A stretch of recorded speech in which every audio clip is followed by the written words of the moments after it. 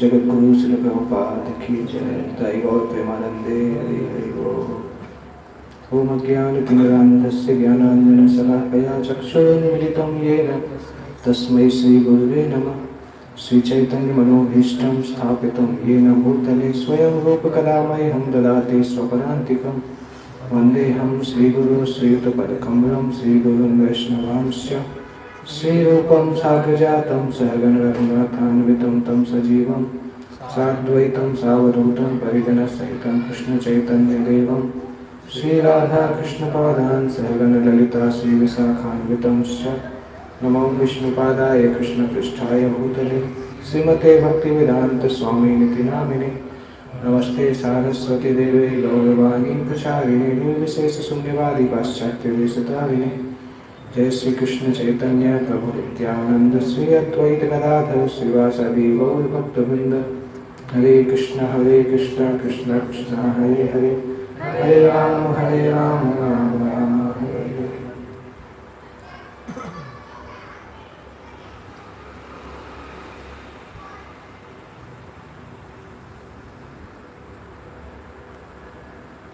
तो 1 महीने के बाद हम मिल रहे ना, कितना संडे को क्लास दिया था ना, 30 तारीख को संडे था, 30 जुलाई को। आज क्या है? 4 सितंबर, 35 दिन हो गए, 5 हफ्ते हो गए। ओके, तो हमारा साल का सबसे बड़ा फेस्टिवल आने वाला है 4 दिन बाद, जन्माष्टमी, भगवान श्री कृष्ण जन्माष्टमी। तो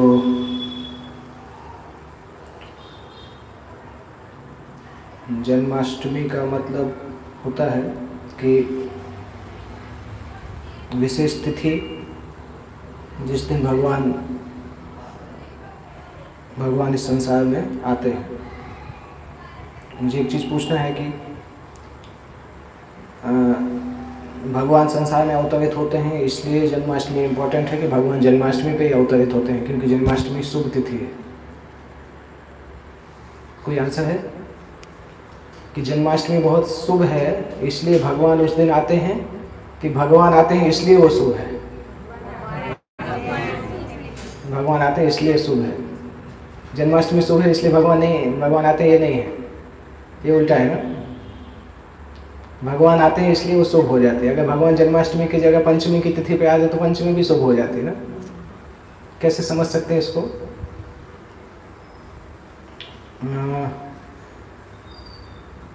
एक्चुअली बचपन में मैं क्रिकेट बहुत देखता था, तो मुझे एग्जाम्पल क्रिकेट के ही याद आते हैं। यहाँ पे आसपास कोई इंटरनेशनल स्टेडियम है? गांधीनगर में है ना। बड़ौदा में कोई नहीं इंटरनेशनल स्टेडियम? बड़ौदा से कितने क्रिकेट प्लेयर गए इंडियन टीम में? तो गांधीनगर में मान लो इंडिया पाकिस्तान का मैच होने वाला है, और आपको अगर स्टेडियम पे जाके मैच देखना है, आपकी इच्छा है स्टेडियम पे जाके मैच देखना है,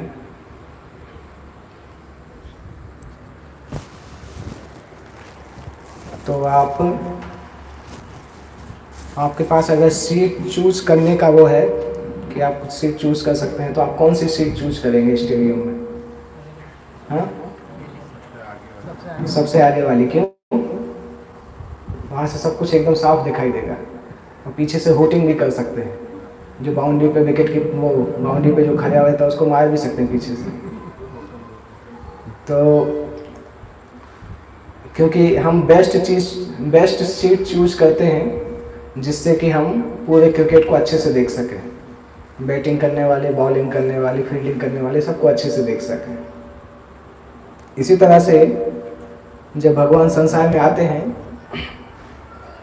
तो जितने भी देवी देवता हैं या नक्षत्र हैं, वो सब ऐसी सीट चूज करना चाहते हैं कि भगवान का अवतरण और भगवान की लीलाओं को एग्जैक्टली अच्छे से देख सकें।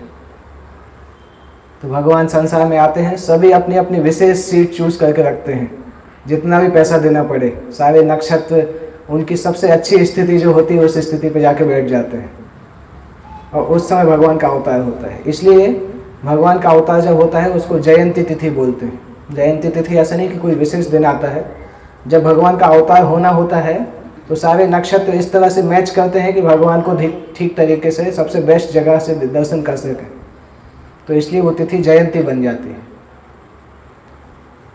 तो वो तिथि जब भगवान संसार में आए थे, भाद्र चालू हो जाएगा ना उस समय, भाद्र मास की कृष्ण पक्ष की अष्टमी के दिन रात में, आधी रात के समय भगवान संसार में आए थे। तो उसके उपलक्ष्य में हम पूरे संसार में श्री कृष्ण जन्माष्टमी का उत्सव मनाते हैं। भारत के बाहर ये उत्सव बहुत बड़ा मनाया जाता है। भारत के बाहर का इस्कॉन का जो मुख्य सेंटर है लंदन सिटी में, वहाँ पे जन्माष्टमी के दिन करीब 1.5 लाख से 2 लाख लोग आते हैं। पूरे लंदन से। और उसमें उनके पास 80 एकड़ की जगह है मंदिर के आसपास। 80 एकड़ में से 70 एकड़ की जगह कार की पार्किंग से भर जाती है जन्माष्टमी के दिन। 70 एकड़ में कार खड़ी रहती और करीब 80,000 लोग फुल प्रसाद लगाते हैं, प्लेट प्रसाद लेके जाते हैं। जब मैं वहाँ से आ रहा था तो उनकी सेवाएं चालू हो गई थी और करीब कितने वो मीठे समोसा जो आते हैं, मीठा समोसा बनाने की सेवा थी। 3 लाख मीठे समोसे बना रहे थे वो, बना के उसको डीप फ्रिज करके रखते थे क्योंकि एक दिन में 3 लाख बना नहीं पाएंगे, तो डीप फ्रिज करके रखते थे उसको। तो इतने बड़े लेवल पे जन्माष्टमी वहाँ पे मनाई जाती है। और प्रैक्टिकली हर साल वहाँ पे ब्रिटिश प्राइम मिनिस्टर वहाँ पे जाता है जन्माष्टमी के आसपास इसी टाइम पे दर्शन करने के लिए। तो भारत के बाहर भी बहुत बड़ी संख्या में जन्माष्टमी मनाई जाती है, भगवान कृष्ण का उत्सव। ऑलमोस्ट हर देश में जहाँ भी इस्कॉन का प्रचार होता है वहाँ पे ये उत्सव बहुत धूमधाम से मनाया जाता है। जन्माष्टमी उत्सव का मतलब ही है कि भगवान को कैसे अपने हृदय में हम धारण कर सकें, क्योंकि भगवान संसार में आए इसीलिए आए क्योंकि हम उनको हृदय से निकाल चुके थे। मतलब परमात्मा के रूप में भगवान हृदय में हैं, उनको हम निकाल नहीं सकते। बाकी हमें उनकी रखने की इच्छा नहीं है। ऐसा नहीं कि हम चाहते हैं कि भगवान रहें, पर वो निकाल नहीं सकते, निकलेंगे तो हम ही मर जाएंगे। इसलिए हैं भगवान अंदर, पर हम भूल चुके हैं। इसलिए भगवान संसार में आते हैं कि हम उनको अपने हृदय में फिर से स्थान दे सकें। तो श्रीमद् भागवतम से चूँकि जन्माष्टमी आने वाली है इसलिए श्रीमद् भागवतम से हम एक सेक्शन डिस्कस करेंगे जहाँ से हम ये सीख सकते हैं कि भगवान को कैसे अपने हृदय में वेलकम कर सकते हैं, भगवान का आमंत्रण अपने हृदय में कैसे कर सकते हैं, उसके लिए क्या क्या गुण होना चाहिए। हालांकि ये सेक्शन भगवान कृष्ण की वृंदावन लीला से संबंधित नहीं है। ये सेक्शन है जब भगवान कुरुक्षेत्र युद्ध खत्म कर चुके हैं और जाने वाले हैं और युधिष्ठिर महाराज उनसे बोलते हैं कि आप कुछ दिन और रुक जाइए। तो भगवान कुछ दिन की बजाय कई 2-3 महीने रुक जाते हैं। उससे एक चीज़ पता चलता है कि पहले के लोगों के पास टाइम होता था। आजकल आप किसी से 5 दिन रुकने का बोलो, वो आधे दिन रुक के चला जाएगा। भगवान से बोला कि भगवान कुछ दिन रुक जाइए, भगवान कुछ महीने रुक गए। तो लोगों के पास टाइम होता था पहले, किसानों के पास टाइम होता था क्योंकि खेती पूरे साल नहीं होती थी। क्षत्रियों के पास टाइम होता था क्योंकि राज्य स्टेबल था, लोग इतने ज़्यादा ईर्ष्यालु और लड़ाकू नहीं होते थे, तो शांति से चलता था। और भगवान कृष्ण तो स्वयं भगवान है, तो उनको तो कोई चिंता नहीं है। तो द्वारका में कोई आक्रमण भी तभी करेगा जब भगवान की इच्छा होगी। तो इसलिए भगवान रुक जाते हैं और कुछ महीने बाद जब वापस जाते हैं तो फिर भगवान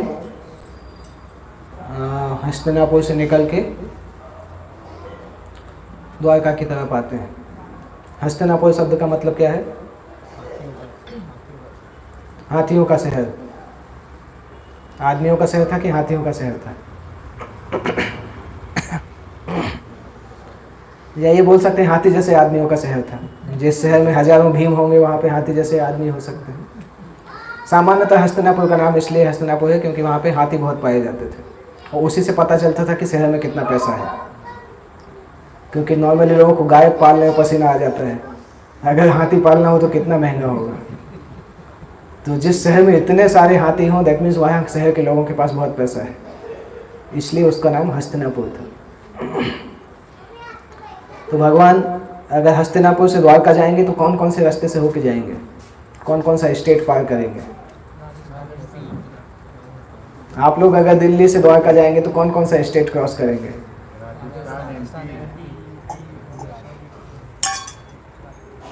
राजस्थान, एमपी और गुजरात।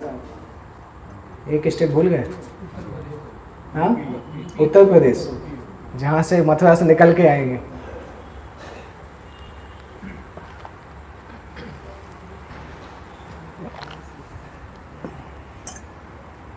जब दिल्ली से ट्रेन चलती है तो मथुरा आता है, मथुरा के बाद हिंडौन के बाद राजस्थान आ जाता है, फिर कोटा आता है, कोटा के बाद रतलाम के पास से मध्य प्रदेश आता है, रतलाम से दाहोद आता है, दाहोद से गुजरात आता है, गुजरात से फिर बड़ौदा होते हुए फिर सौराष्ट्र आता है और लास्ट में दाहोद द्वारका जाते हैं।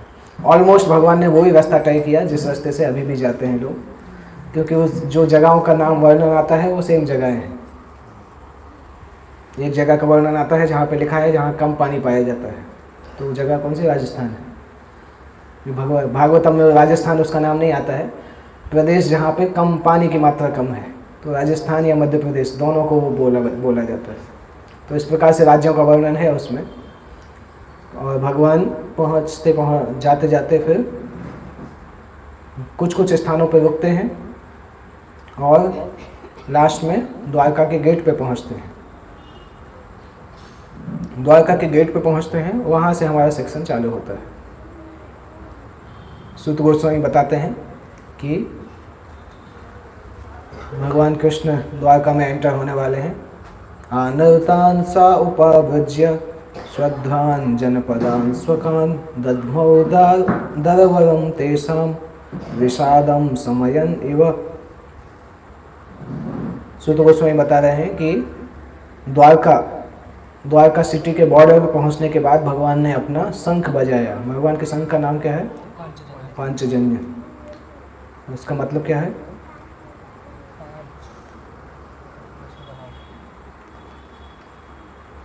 पांचजन्य नाम के एक असुर से भगवान ने उसको लिया था, इसलिए उसका नाम पांचजन्य है। तो भगवान ने अपना शंख बजाया, जिस शंख का मतलब था कि भगवान आ चुके हैं, क्योंकि बहुत आवश्यक था।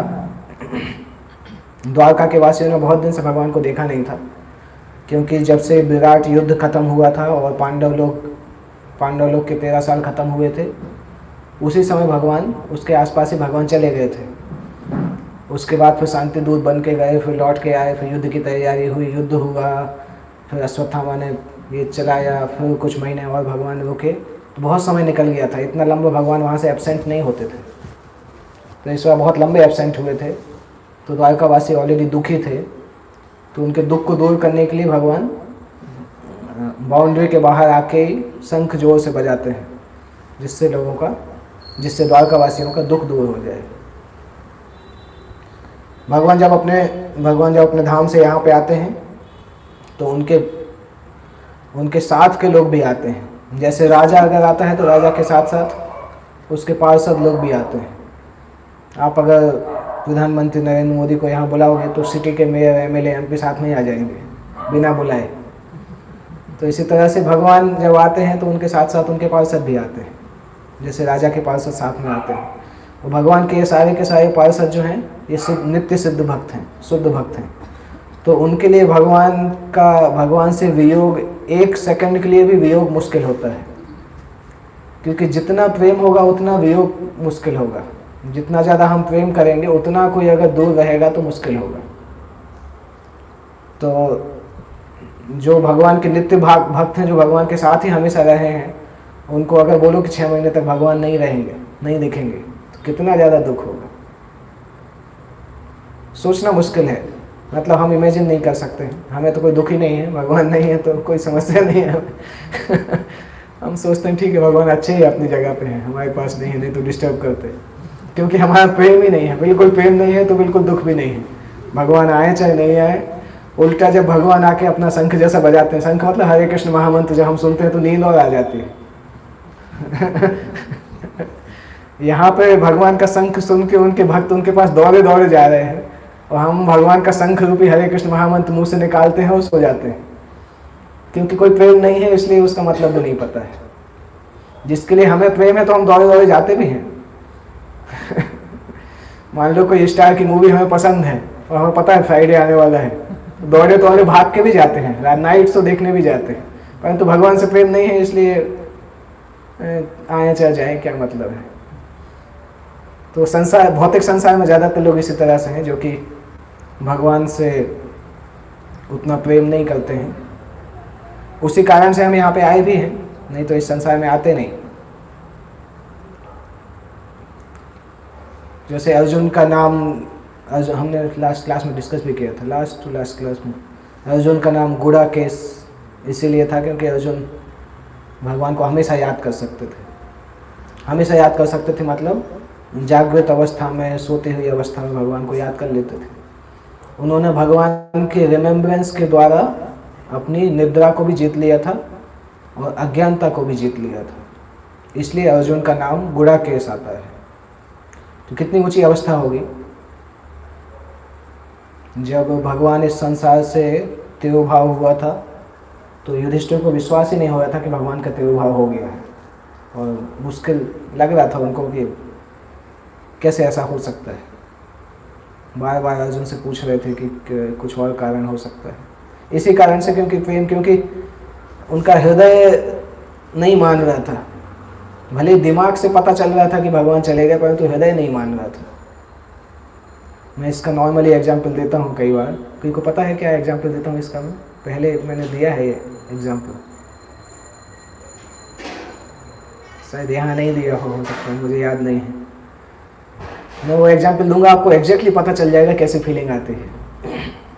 आप में किसी ने नया मोबाइल खरीदा है, आईफोन 13, 14 कोई खरीदा है, या कोई भी सैमसंग का सेट खरीदा है? मान लो किसी ने आईफोन 15 आने वाला है, आ गया, अभी आया नहीं, फिर आईफोन 14 प्रो मान लो आया है और आप उसको खरीद के लाए मार्केट से, अपने घर पे लेके आए। आप 14वीं मंजिल पे रहते हैं अपने अपार्टमेंट में। आपने अपने मित्र को दिखाया। मित्र को दिखाने के बाद आप किचन में चले गए पानी पीने के लिए, और जब बाहर आए तो मित्र ने बोला कि अरे तुम्हारा फ़ोन हाथ से छूट गया, बालकनी में बात करते करते ज़मीन पे गिर गया नीचे, और उसके ऊपर से कार भी निकल गई।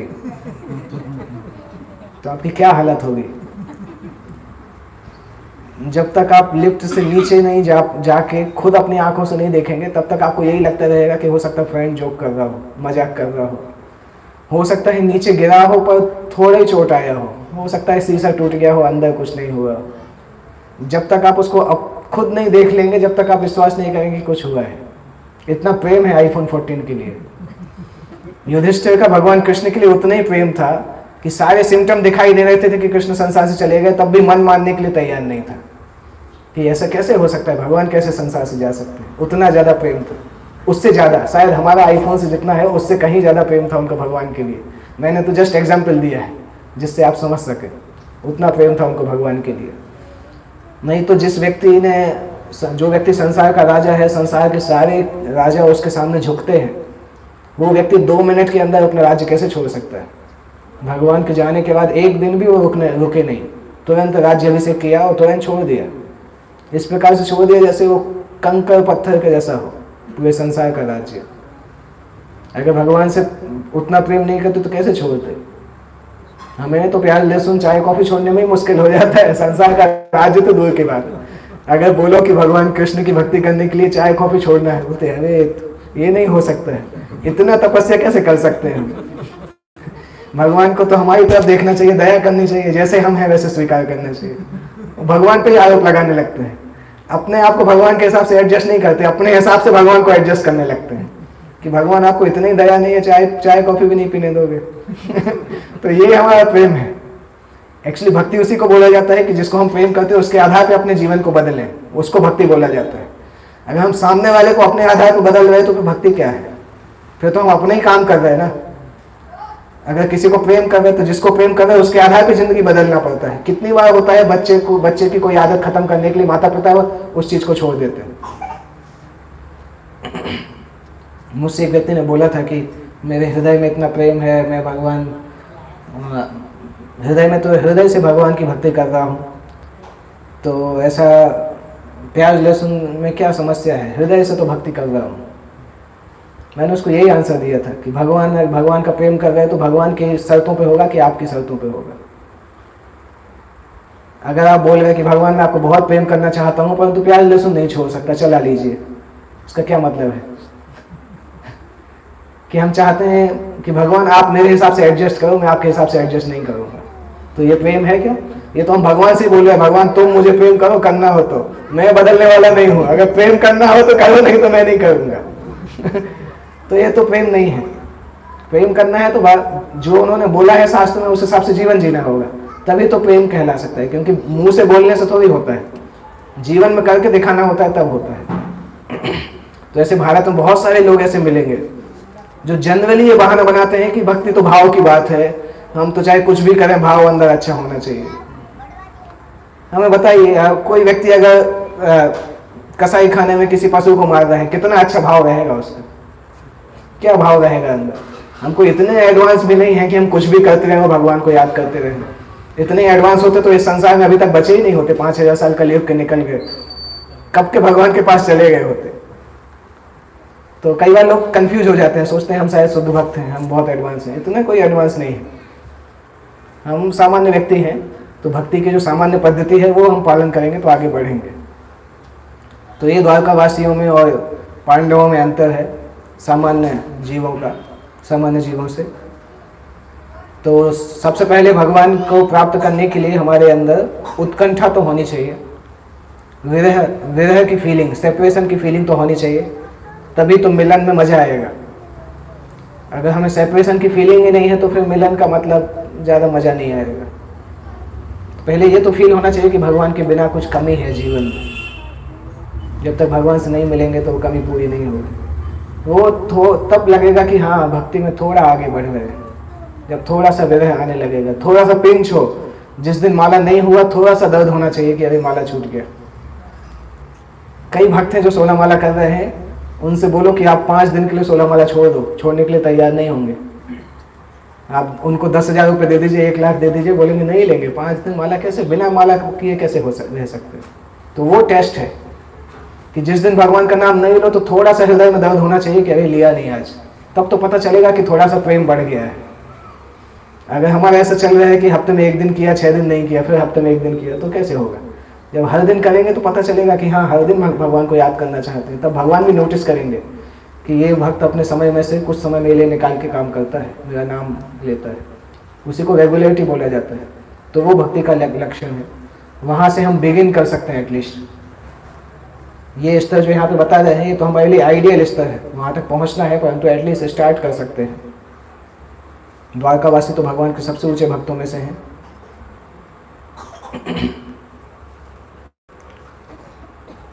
तो जब तक हम भगवान के नाम के प्रति इंडिफरेंट हैं, अलर्ट नहीं हैं, अटेंटिव नहीं हैं, तब तक ये क्लेम करना बहुत मुश्किल है कि हम भगवान को प्रेम करते हैं। कभी कभी कई भक्त बहुत इमोशनल मैसेजेस भेजते हैं व्हाट्सएप पे, फेसबुक पे, परंतु उनके व्यवहार में उतना वो नहीं दिखता है। तो वो इमोशन एक्चुअली कुछ दिन के लिए कुछ समय के लिए होता है। कभी कभी हम कोई अच्छी मूवी देख लेते तो भी आंखों से आंसू आ जाते हैं, पर 10 मिनट में गायब हो जाते हैं।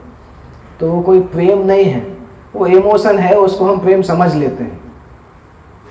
नहीं तो कई लोग तो सप्ताह में जाते भी हैं, भागवत सप्ताह में, अंदर बहुत रो के आते हैं, बाहर आके फिर सिगरेट पीने लगते हैं। तो ऐसा कौन सा प्रेम है कि जब कथा के अंदर जाओ तभी जागृत होता है, गेट से बाहर निकलने का खत्म हो जाता है। ये तो प्रेम नहीं कहलाता। प्रेम है तो व्यवहार में हमेशा दिखना चाहिए, तब तो उसको वास्तविक प्रेम बोलेंगे। तो कई बार इमोशन, भारत में कई बार समस्या होती है, लोग बहुत ज़्यादा इमोशनल होते हैं और वो इसी कारण से भक्ति नहीं करना चाहते हैं। बोलते हैं हमारे तो मन में से भगवान का नाम चलते ही रहता है, हमें ये सब नियम की जरूरत नहीं। ये सब बहाना बनाते हैं, ये इमोशनल चीज़ है एक्चुअली। तो ना तो हमें मेंटल बनना है ना इमोशनल बनना है, भक्ति के नियमों को पालन करना है। प्रभुपाद जी इंग्लिश में बोलते थे, devotional service is not the mental speculation neither imaginative ecstasy. जैसे प्रभुपाद की एक शिष्या थी, प्रभुपाद के पास आके बोलती है, प्रभुपाद मैं जब भगवान का नाम लेती हूँ तो मेरे दोनों आँखों के पीछे चक्र बनने लगता है, कुछ दिखाई देने लगता है। तो वो ऐसा सोच रही थी कि हम कुछ एडवांस चीज़ है। प्रभुपाद ने सिंपल आंसर दिया, चैंटिंग करते रहो, चक्र गायब हो जाएगा। तो कई बार हम बहुत इमोशनल हो जाते कि अरे हम तो कर रहे थे, भगवान ने एकाएक मुझे दर्शन दे दिया।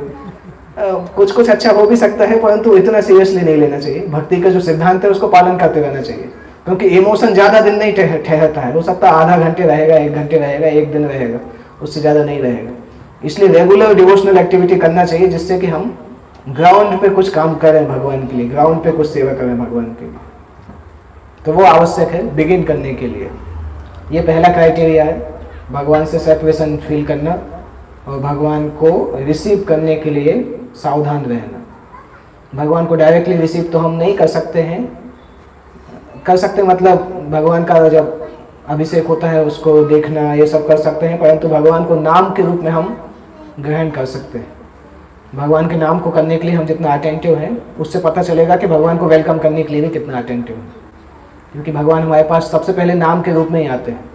जब हम भगवान के नाम रूप की अच्छे से सेवा कर पाते हैं तब फिर भगवान का दर्शन प्राप्त होता है। तो हमारे लिए भगवान का संग मतलब भगवान के नाम का जप, वही हमारे लिए भगवान का संग है। तो अगर भगवान को हम स्वीकार करना चाहते हैं तो सबसे पहले नाम जप को अच्छे से स्वीकार करना होगा। तो ये पहले श्लोक में आता है, द्वारकावासी खुश हो गए और तुरंत भाग के द्वारका के गेट तक पहुंच गए। दौड़ के अपना जो काम कर रहे थे काम छोड़ के द्वारका के बॉर्डर जो मेन गेट है वहां तक पहुंच गए। गेट पे आके भगवान ने जो शंख बजाया उस शंख का वर्णन पूरे एक श्लोक में किया गया है, बहुत अच्छा वर्णन है। स उच्चकासे धवलोदरोदरो अप्युरुक्रमस्याधर शोणशोणिमा दाध्मायमानः करकंज संपुटे यथाब्ज खंडे कलहंस उत्स्वनः। इसमें बताया जा रहा है सह उच्च कासे धवल उदर दर। तो भगवान अपने हाथ में शंख को पकड़े हैं और शंख को होठों पे लगाए हैं और बजा रहे हैं। ये सीन है सामने। इस सीन को कैसे डिस्क्राइब किया गया है सुखदेव सुत गोस्वामी के द्वारा। शंख कौन से कलर का होता है? सफ़ेद कलर का। भगवान के होंठ कौन से कलर के हैं? गुलाबी कलर के। भगवान के हाथ में भी सैफरॉन लगा हुआ है, वो भी गुलाबी कलर का है। तो दो यहाँ पे डिस्क्रिप्शन आ रहा है। शंख को बोला गया है कि शंख एक सफ़ेद हंस के जैसा है और ऐसा लग रहा है कि लाल गुलाब से भरी हुई एक झील है जिसमें एक हंस खेल रहा है। ये वर्णन सुत गोस्वामी करते हैं। दूसरा एक और वर्णन है कि भगवान के होंठों से जब शंख का टच होता है तो शंख भी वाइटिश के साथ साथ रेडिश भी होने लगता है। ये दो वर्णन आ रहे हैं, दोनों वर्णन अपने आप में इंपॉर्टेंट है। सेकंड वर्णन जो है, जब भगवान के होंठ शंख से टच होते हैं तो शंख जो है वाइटिश से रेडिश होने लगता है। इसका क्या मतलब है? संसार में किसी भी चीज में आध्यात्मिकता का टच कर दो वो वस्तु आध्यात्मिक हो जाती है। घर में अगर अध्यात्म को स्थापित कर दो घर मंदिर बन जाता है। ये वस्तु जो है इसको आध्यात्मिकता में उपयोग करो, ये वस्तु पवित्र हो जाती है। भौतिक शरीर जो अपने आप में डेड बॉडी जैसा है उसके अंदर आत्मा को डाल दो, शरीर पवित्र हो जाता है। वो प्रूफ भी है। वही आत्मा शरीर में रहती है तो शरीर चलता रहता है। जैसे ही आत्मा निकलती है 4-5 घंटे में घर वाले भी बोलने लगते हैं कि इसको जला दो, नहीं तो सड़ने लगेगा, और सड़ने लगता है, फूलने लगता है। परंतु जब तक आत्मा शरीर में रहती है तब तक फूलता सड़ता नहीं है। दैट मीन्स भौतिक पदार्थ हमेशा जड़ है, डेड है। उसमें जैसे अध्यात्म को आप लेके आ जाओ उसके अंदर जीवन आ जाता है। तो वो शंख जो सामान्य है वो भगवान के लिप्स से टच होता है, शंख अपने आप में दिव्य बन जाता है, दिव्य शंख बन जाता है। दिव्य हमारे इसका नाम दिव्य है ना। तो कितना अच्छा, कितनी अच्छी समता दी गई है। दैट मीन्स संसार में अगर किसी भी चीज को प्योरीफाई करना है, सिंपल उसको भगवान की सेवा में लगा दो, अपने आप वो चीज आध्यात्मिक बन जाएगी। हो सकता है हम उतने एक्सपर्ट नहीं हो कि हम संसार की सारी चीजों को भगवान की सेवा में लगा पाएं, परंतु जितने को लगा सकते हैं उतना लगाना चाहिए और लिमिट भी समझना चाहिए कितना हम लगा सकते हैं। एक बार एक भक्त थे, वो पॉप संगीत को भगवान की सेवा में लगाना चाहते थे, परंतु वो पॉप के एरिया से ही आए थे, वो ज़्यादा एडवांस नहीं थे भक्ति में।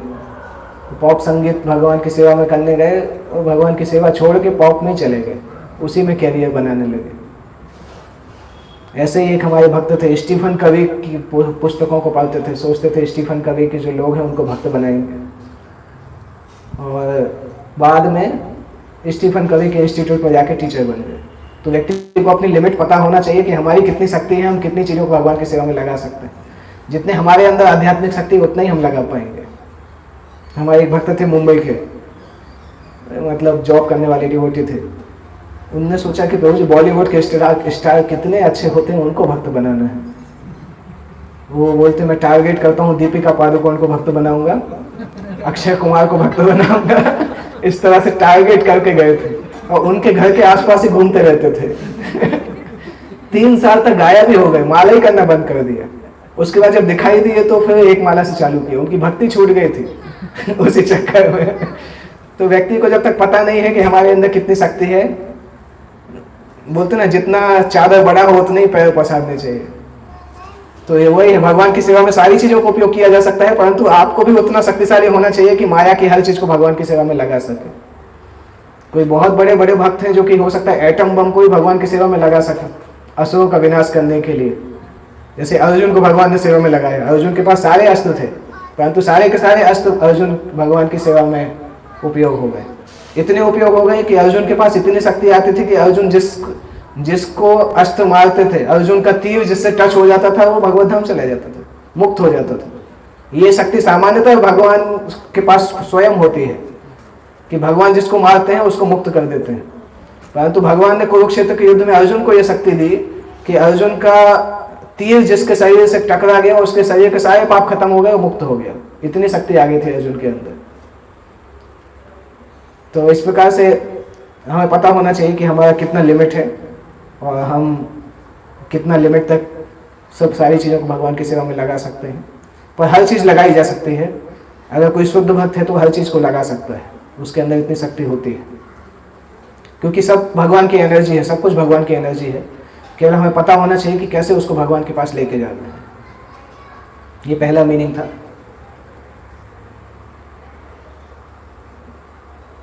और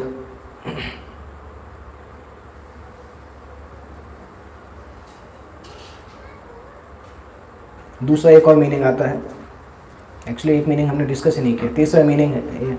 2 मीनिंग हमने डिस्कस किए थे ना, एक और तीसरा मीनिंग है। इस श्लोक में जो स्वान, जो हंस बताए जाते हैं, हंसों को भक्तों से तुलना की जाती है। तो भगवान के चरण कमल जो हैं वो एक लाल रेड लोटस, लाल कमल के तालाब के जैसे हैं, और भक्त लोग जो हैं वो हंस के जैसे हैं, और भक्त लोग भगवान के चरण रूपी जल में हमेशा तैरते रहते हैं। ये इसका तीसरा मीनिंग था एक श्लोक का। और इस श्लोक के ऊपर हर आचार्य ने कमेंट्री लिखी है, कम से कम 15 से 20 मीनिंग है इसी श्लोक के। अगर उसको हम डिस्कस करेंगे तो आज का दिन उसी में ख़त्म हो जाएगा, इसी श्लोक के आगे नहीं बढ़ पाएंगे। पर प्रभुपाद जी इसमें कुछ और चीज़ें बताते हैं, जैसे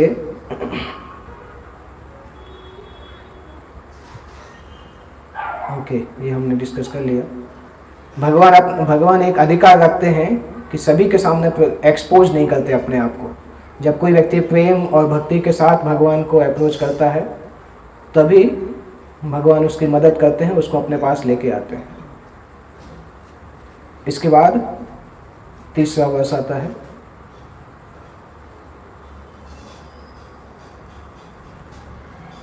तम उपस्रुत्य निनदम जगत भय भयावहम प्रत्युद्ययुः प्रजा सर्वा भर्तृदर्शन लालसा। तम उपस्रुत्य निनदम जगत भय भयावहम। ये जो शंख का ध्वनि जब द्वारका वासियों ने सुना तो ये शंख का, भगवान का जो शंख है उसकी ध्वनि का एक लक्षण है जगत भय भयावह। संसार में जितना भय है उस भय को ये खत्म कर देता है।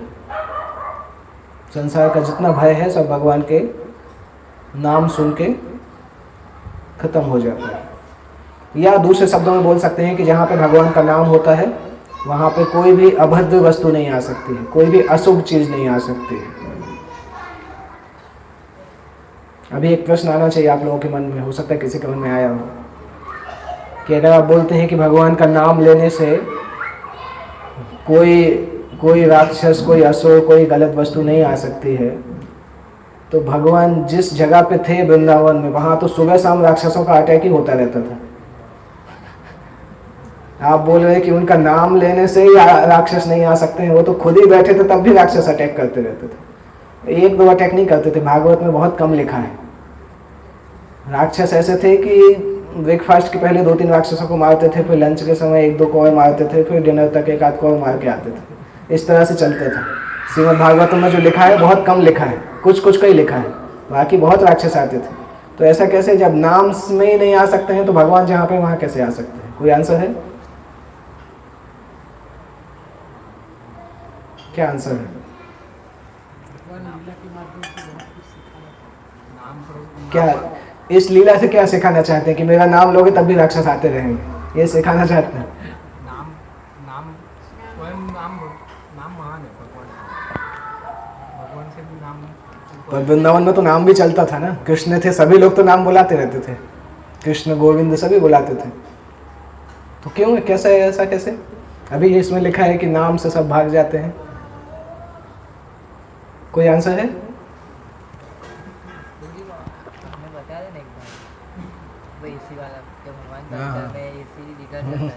तो कोई भी आके आपने सुना होगा एग्जाम्पल। गुड। कहाँ बताया था मैंने? क्लास में बताया। हाँ हो सकता है, यहाँ पे नहीं बताया होगा इसलिए। तो सिंपल है कि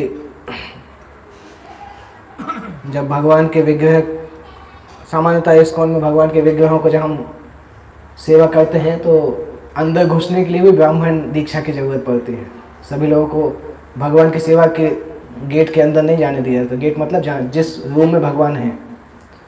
परंतु अगर मान लो वहाँ पे एसी खराब हो जाए तो हम प्लम्बर को भी अंदर भेजते हैं। हो सकता है वो प्लम्बर बिना नहाए भी हो, या हो सकता है नहा के तो आते ही होंगे, वो उनको भी पता है मंदिर जा रहे हैं, परंतु वो कोई ब्राह्मण दीक्षित नहीं होता है, माला करने वाला भी नहीं होता है, पर उसको अंदर बुलाते हैं। क्या कारण है? भगवान की सेवा के लिए कभी कभी भगवान अलाउ करते हैं। तो वृंदावन में राक्षस तभी एंट्री कर पाए जब भगवान कृष्ण ने उनको अलाउ किया कि ठीक है इनको आने दो, नहीं तो कोई अंदर नहीं जा सकता। किसी की हिम्मत नहीं है जब तक भगवान अलाउ नहीं करे। वो राक्षसों को अलाउ क्यों किया? क्योंकि वो राक्षस लीला के लिए आवश्यक थे। राक्षस नहीं आते तो भगवान का मनोरंजन नहीं होता, क्योंकि छोटे बच्चों को मज़ा आता है ऐसे खेलने में। खेल खेल में भगवान राक्षसों को मारते थे ना, तो उस लीला के लिए वो बुलाते थे। बाकी अपनी शक्ति से राक्षस अंदर नहीं घुस सकते थे। तो जब कृष्ण की इच्छा हो लीला के लिए तब ऐसा पॉसिबल है, अदरवाइज ऐसा पॉसिबल नहीं है। तो द्वारकावासियों ने जब ये साउंड सुना तो भगवान शंख की ध्वनि से पूरे संसार का भय खत्म हो जाता है और सारे लोग भगवान की तरफ दौड़ के आने लगे। भगवान, बहुत लंबे समय से उनको इच्छा थी कि भगवान का दर्शन करेंगे।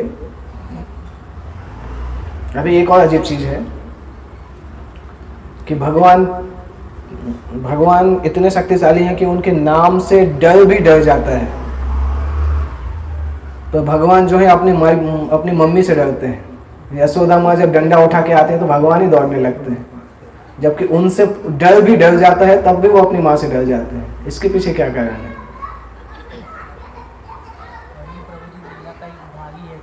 भगवान जब मतलब बाल्यावस्था में थे तो मतलब पूरा कैरेक्टर वो प्ले कर रहे थे, इसीलिए अपनी माता से डर। ओके।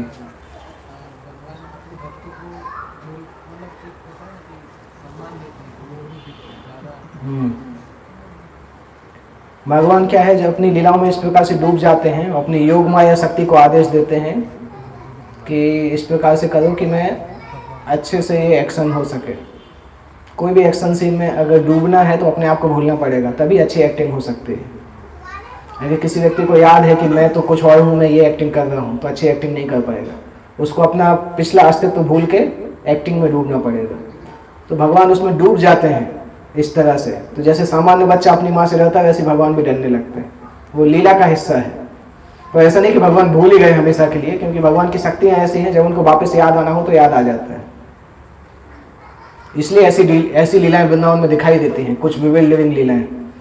जैसे हम बोलते हैं एक पंथाष्टकोटि शतवत्सर संप्रगम्यो, कि भगवान के पीछे संसार के सारे ऋषि मुनि उन पर ध्यान लगाते रहते हैं करोड़ों साल, तब उनको मुश्किल से उनके चरण के दर्शन कर पाते हैं।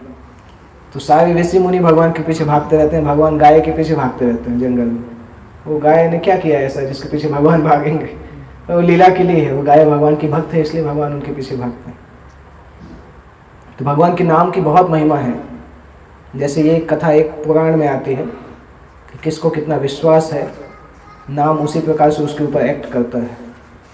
एक बार एक मिल्क लेडी होती है, वो कथा में सुनती है भगवान के नाम की महिमा, और कथा में सुनती है कि भगवान के नाम से भवसागर पार हो जाता है। भवसागर संसार का सबसे बड़ा समुद्र है, भवसागर पार हो जाता है।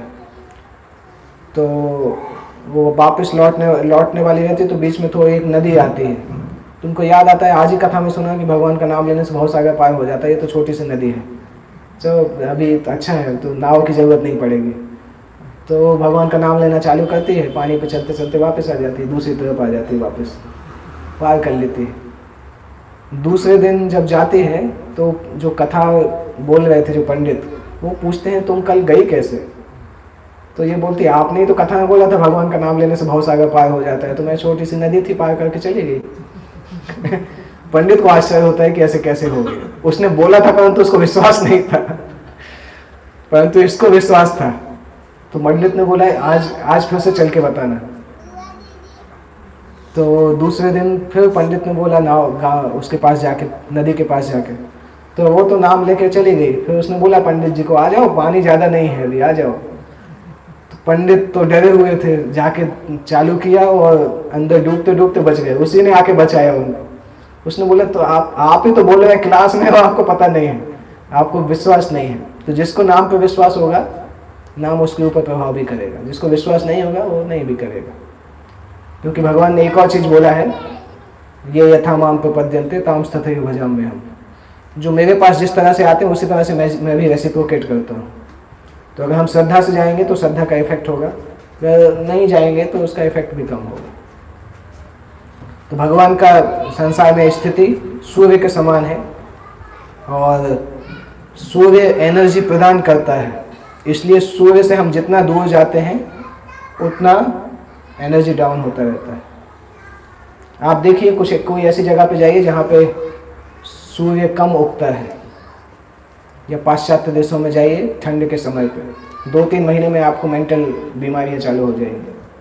पाश्चात्य देशों में साइकेट्रिक प्रॉब्लम बहुत ज़्यादा इसीलिए है क्योंकि सूर्य के प्रकाश से हम जितना दूर रहते हैं हमारा मन उतना ज़्यादा प्रभावित होता है। इसलिए आप देखें कोई भी पाश्चात्य देश जहाँ पे इस समय तो तब भी सूर्य रहता है, परंतु कई देश ऐसे हैं जहाँ पे आप अक्टूबर के बाद जाएंगे, अक्टूबर से अप्रैल तक, लगभग मार्च अप्रैल तक, तो आपको 16-17 घंटे अंधेरे दिखेगा, 6 घंटे 7 घंटे उजाला होता है। और जितना पाश्चात्य जाएंगे उतना, स्वीडन नॉर्वे में और मुश्किल है। अलास्का में 2-3 महीने सूरज रहते ही नहीं, नवंबर के महीने में सूरज डूबता है, फिर सीधे फरवरी में उगता है, तो 4 महीने रात ही रहती है। तो सूर्य से जितना दूर जाते हैं उतना ज़्यादा व्यक्ति का मेंटल फिजिकल स्ट्रेंथ कम होता जाता है। एक्चुअली भारत का वेदर बहुत कुछ स्टेबल है, इसलिए भारत में इतने पॉपुलेशन है। उसका कारण भी है क्योंकि पहले पॉपुलेशन पूरी दुनिया में नहीं थी।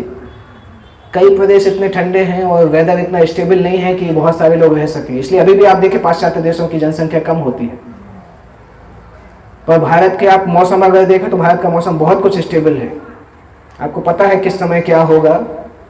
अभी अगर आप यूके में जाके देखें, मैं था कुछ समय, तो हमेशा ही आपको घूम के आपको रेनकोट हमेशा साथ में रखना पड़ेगा, स्वेटर हमेशा साथ में रखना पड़ेगा। कभी भी बारिश हो सकता है, कभी भी ठंड पड़ सकता है। 12 महीने, जैसे पूरे यूके में ये चीज़ है कि आपको 4 महीने गर्मी होता है, 7-8 महीने ठंड होता है, 12 महीने बरसात होता है। इस प्रकार का वेदर है। तो पॉइंट ये है कि भगवान कृष्ण सूर्य के समान है। जिस प्रकार हम सूर्य से जितना डिस्टेंस दूर जाते हैं उतना हमारी मेंटल एबिलिटी कम होती है, उसी तरह से हम भगवान से जितना दूर जाते हैं उतना हमारी आध्यात्मिक डिग्रेडेशन होता है। जहाँ पे सूर्य बिल्कुल नहीं पहुँच पाता है उस स्थान को क्या बोलते हैं? क्या बोलते हैं, कोई बता सकता है? हाँ, जहाँ पे सूर्य बिल्कुल नहीं पहुँचता है उसको क्या बोलते हैं? हाँ, सूर्य का एक नाम है अर्क। अर्क बोलते हैं ना, पुराण अर्क अधुनोदित।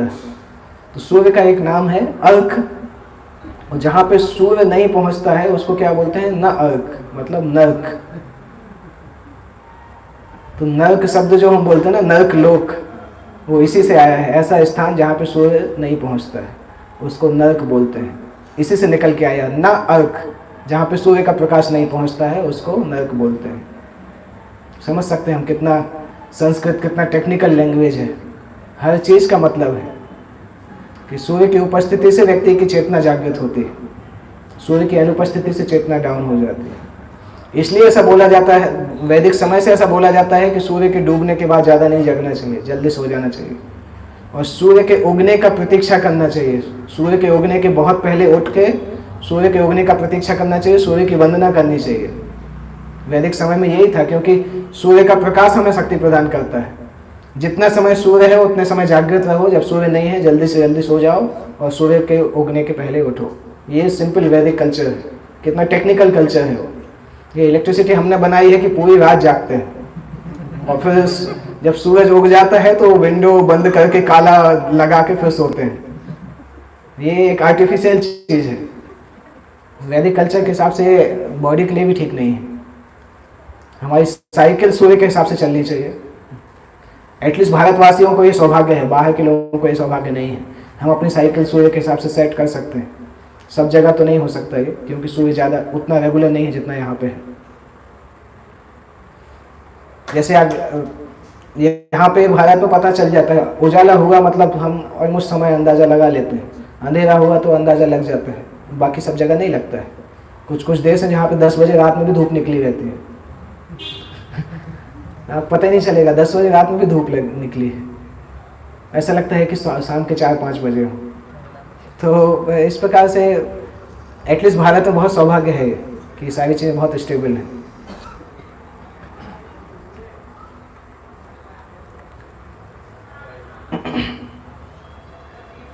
भौतिक संसार हमेशा दुख से भरा है, परंतु सारे दुख दूर हो जाते हैं जैसे ही हम भगवान के नाम को सुनना और बोलना चालू करते हैं।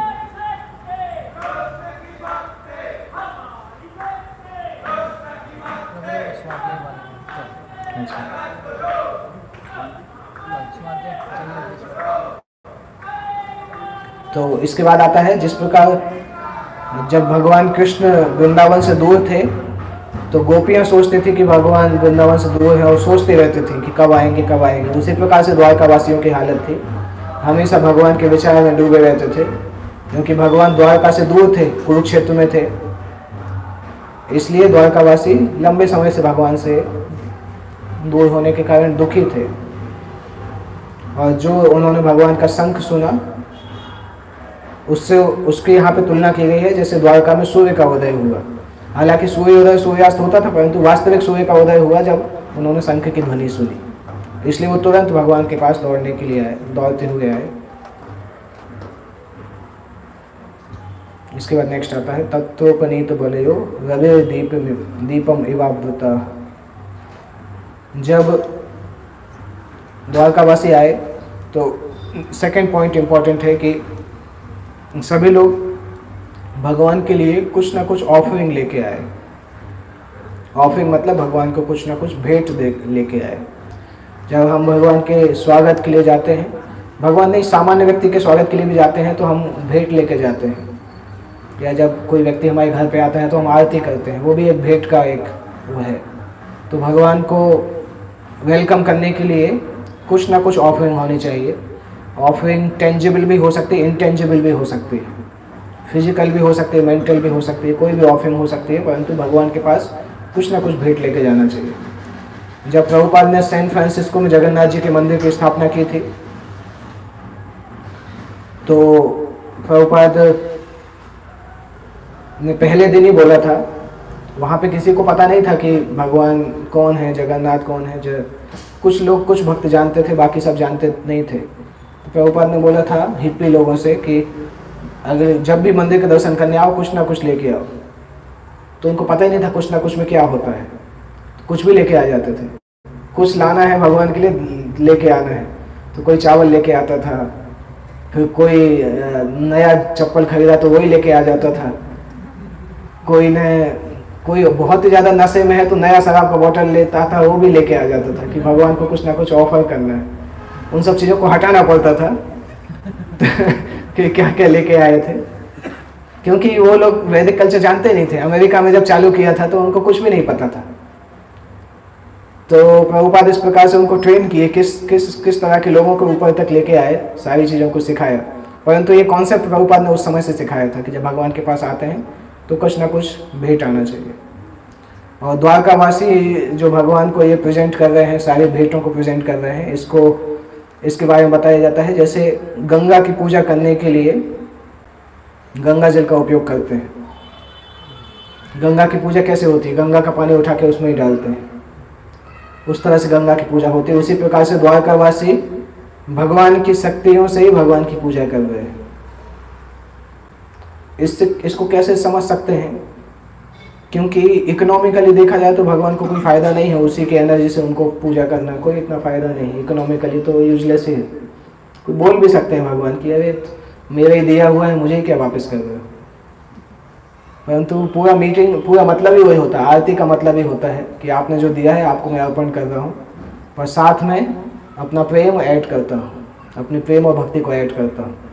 तो भगवान उस वस्तु को तो स्वीकार करते हैं, परंतु मेनली प्रेम और भक्ति को एक्सेप्ट करते हैं, क्योंकि वो आइटम तो ऑलरेडी उनका है, परंतु प्रेम और भक्ति हमने अपने हृदय से दी है, तो वो भगवान स्वीकार करते हैं। इसलिए भगवान को कभी कोई भेंट करते हैं, उसमें अगर प्रेम और भक्ति नहीं है तो भगवान एक्सेप्ट नहीं करते हैं। ध्यान देना चाहिए भगवान को भोग लगाते समय सबसे इम्पोर्टेंट चीज़ है प्रेम और भक्ति। उसका ये मतलब भी नहीं जो ऑफर कर रहे हैं वो इम्पोर्टेंट नहीं है, ये भी मत सोचिएगा कि अभी केवल पानी भोग लगा देंगे। वो प्रेम और भक्ति तो है हमारे अंदर, वो नहीं होना चाहिए, परंतु प्रेम और भक्ति सबसे इम्पोर्टेंट है। इसलिए जिस श्लोक में भगवान ने पत्रम पुष्पम फलम तोयम लिखा है, 2 बार लिखा है भक्त्या, भक्ति शब्द 2 बार लिखा है। जो भी चढ़ाओ भक्ति से चढ़ाओ, अगर वो नहीं होगा तो भगवान स्वीकार नहीं करेंगे, क्योंकि वो चीज़ तो वैसे ही भगवान की है। जो हम चढ़ाने वाले तो भगवान का ही है, वो तो हमारा है नहीं, उन्हीं की एनर्जी से तो हमें मिला है। हम तो अपनी तरफ से तो हम केवल प्रेम और भक्ति दे रहे हैं, तो वो देंगे तो भगवान स्वीकार करते हैं। इसका कोई एग्जाम्पल बता सकते हैं? आपने सुना एग्जाम्पल इसका? आपने सुना है? हाँ सुनाइए, बताइए। पिताजी अपने पुत्र को पॉकेट मनी देते हैं और पॉकेट मनी में से ही पुत्र पिताजी के लिए गिफ्ट लाते हैं जन्मदिन के दिन। तो पिताजी ये नहीं बोलते कि अभी मेरा पैसा खराब कर दिया तुमने, मैंने ही तो पैसा दिया, उसी से तुम गिफ्ट लाए, ऐसा नहीं बोलते। खुश हो जाते हैं क्योंकि पुत्र ने प्रेम से वो चीज़ें दी हैं। तो इसी तरह से भगवान की एनर्जी को जब हम भगवान के लिए देते हैं तो भगवान खुश हो जाते हैं। वही मतलब होता है भगवान को जो हम भेंट प्रदान करते हैं। भेंट का ये मतलब नहीं होता कि भगवान कुछ चाहते हैं हमसे लेना, वो हमारे भले के लिए ही होती है। तो द्वारकावासियों ने क्या किया? द्वारकावासी भगवान के सामने आए अपनी भेंट लेके, उनको भगवान को भेजा। अभी इसमें एक शब्द उपयोग किया गया है, भगवान आत्मतुष्ट हैं और पूरी तरह से किसी से कुछ नहीं चाहते हैं, अपूर्ण नहीं हैं। भगवान पूर्ण हैं और अपने आप में तुष्ट हैं। ऐसा नहीं कि उनकी भेंट नहीं मिलेगी तो भगवान का कुछ बिगड़ने वाला है। तो भगवान को भेंट देने के बाद ये भी नहीं सोच सकते कि मैंने कुछ भला कर दिया भगवान के ऊपर। वो नहीं सोचना चाहिए। कई बार लोग जो दान देते हैं ना, उनको बहुत घमंड आ जाता है कि अरे मैंने दिया दान तो मेरी बात नहीं सुन रहे, मैं देखता हूँ क्या है। वो दान कोई हमारे, ऐसा नहीं कि दान देने से हम शुद्ध होते हैं। हमने भगवान को कोई एहसान नहीं कर दिया कि भगवान मैंने दान दिया है। कितना दान दे सकते हैं? जब लक्ष्मी तो उनकी पत्नी है, वही लक्ष्मी तो पूरे संसार को धन दे रही है, उसी में से थोड़ा बहुत धन हमें मिल गया और उस धन में से ज़्यादा भी नहीं, थोड़ा ही हम भगवान को दे रहे हैं, वो बोल रहे हैं कि हम कितना दे रहे हैं। तो इसलिए दान देने के बाद ये नहीं सोचना चाहिए कि हमने कुछ एहसान किया है। वो करते हैं तो दान का फल खत्म हो जाता है, फिर वो तमोगुण का दान माना जाता है अगर हम इस प्रकार की इच्छा से दान देते हैं तो।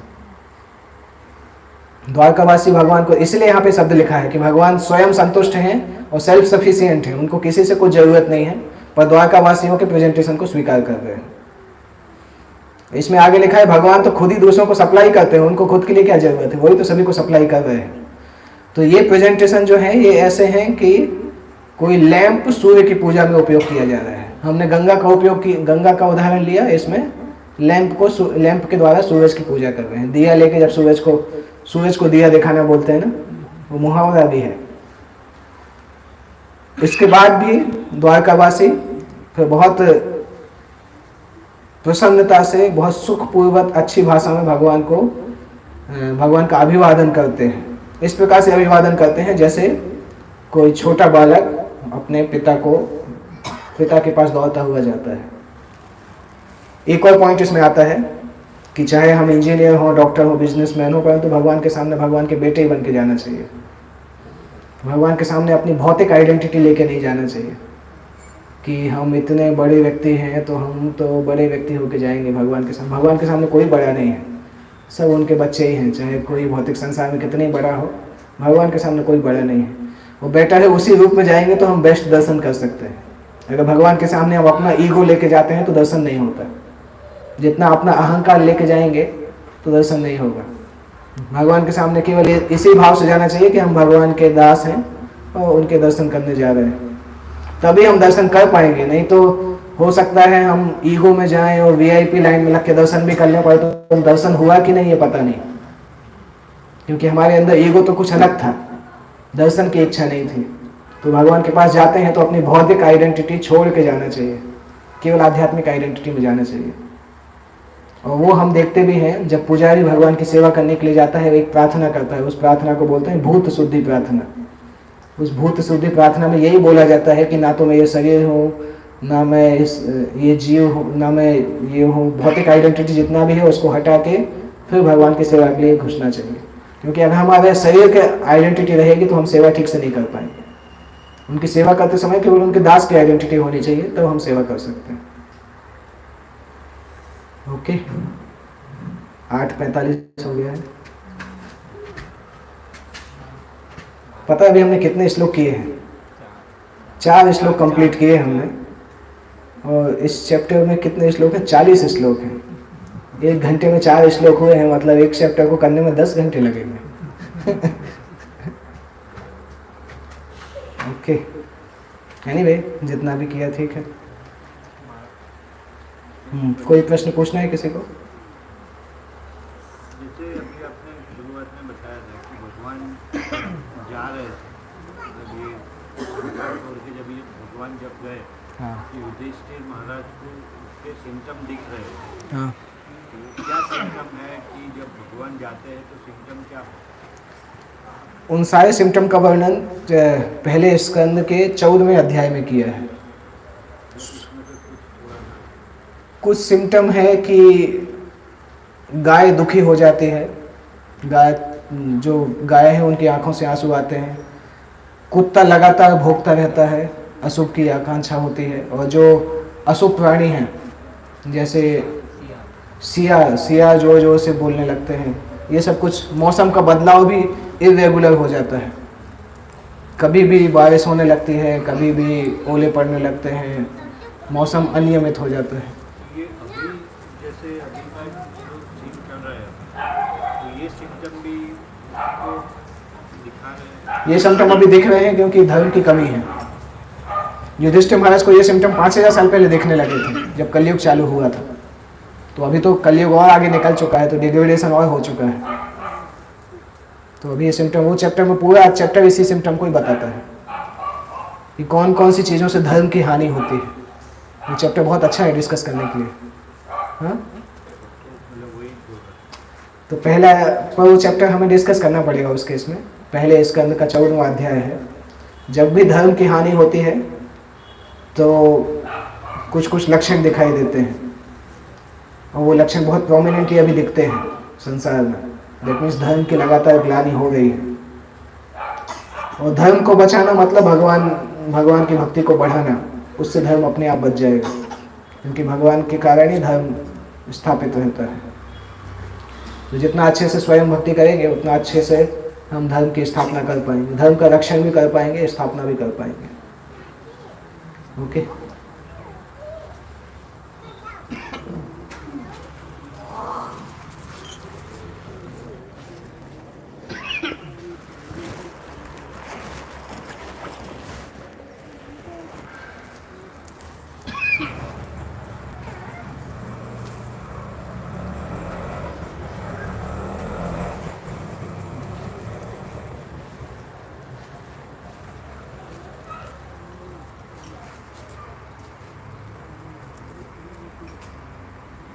इसको बंद कर सकते हैं, लाइव हो गया होगा ना।